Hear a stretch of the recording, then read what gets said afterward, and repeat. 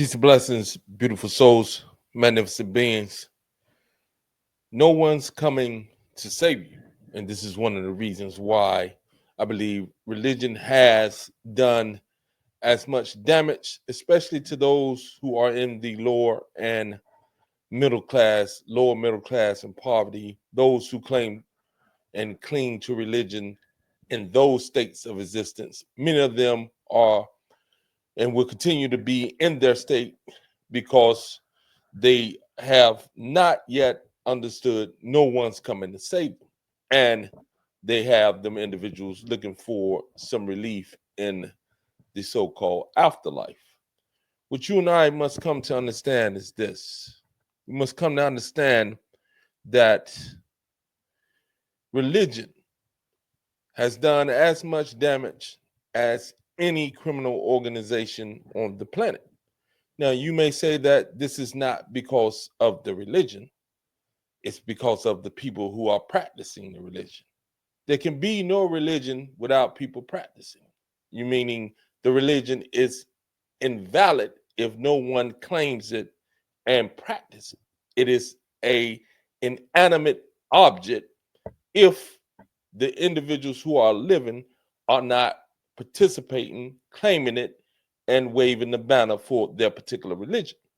And this is across the board. Atrocities have been made and have been put out by most religions. Christianity, a lot of brutality and evil done in the name of Christ. Jews, a lot of evil done in the name of Judaism. Islam, a lot of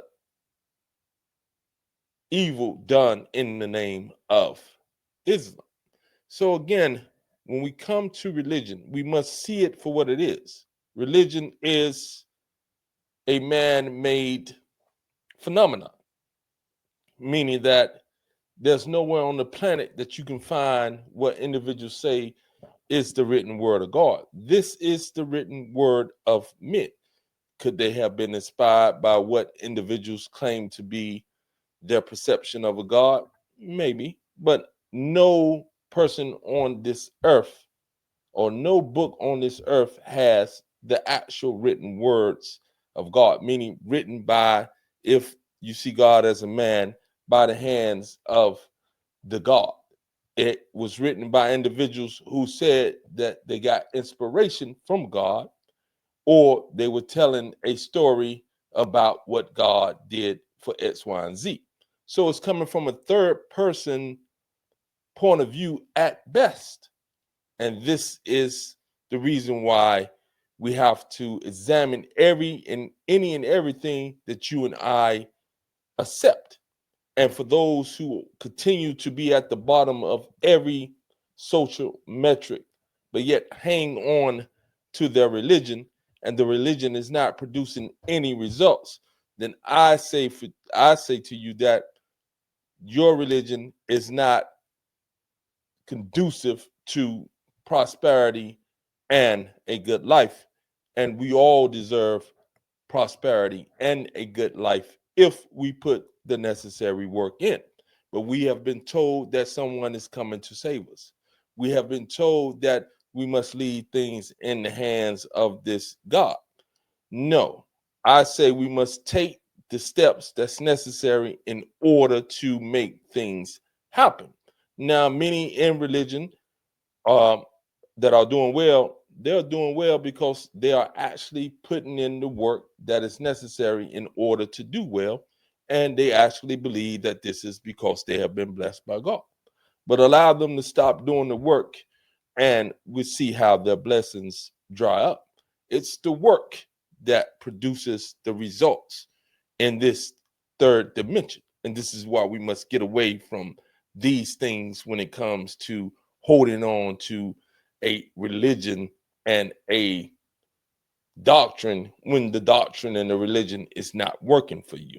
And if you're impoverished and if you are in a detrimental state of existence, if you are living in a situation that is not conducive to growth and you have no way out and you have not figured a way out, then I say to you that this is not working for you, and maybe you should examine saving yourself, developing the mindset, developing the skill set, using the tool sets that are available to acquire assets, and then allow yourself to work around all that you have been able to accomplish and build.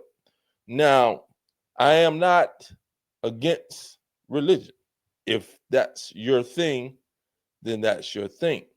What I am saying is this: the truth of the matter is, every book on this planet, any word that you read that says that it's the word of God, is not a technical, it's not technically correct.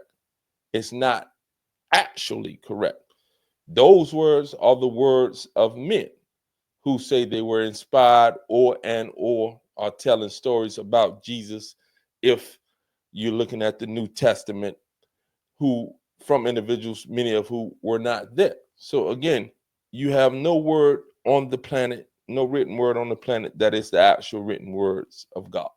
You have the written words of men. So when you quote these men, you should say, this is according to X, Y, and Z that God said, not that God said. And this is one of the things that you and I must come to understand, because it's factual that that is not a factual statement when you refer to the written word in the books that these three major religions have used as their guide. When you say that this is the written word of God, you are actually not telling the truth. And we should tell the truth. And whether or not that inspiration came from the God, then that is to be determined. That is an objective truth. I need to look at it from my own experience and see if what they're saying has some validity. Again, you can follow your religion, you can be great at doing what it is that you're doing, and there are some things in religion that is principles that these individuals have put forth that are absolutely beneficial for the human species. And following these precepts and concepts and dictates can indeed be beneficial. So I'm not taking anything away from that. But at the end of the day, again, this is the written word of men. Just like you read certain books and you can grab some great advice, some great tools from that book and implement those tools, and you become a better person. It's the same thing with these religious books. They have a ton of great stuff in them that you can use. The problem comes in when you assign this to a God figure for each religion and you say that this is the word of God. It is not the word of God. It is the word of the men who wrote those books.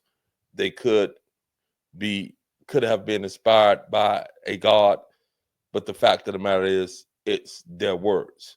So if you enjoy these type of videos, um, please subscribe, share, and have a beautiful day. Peace.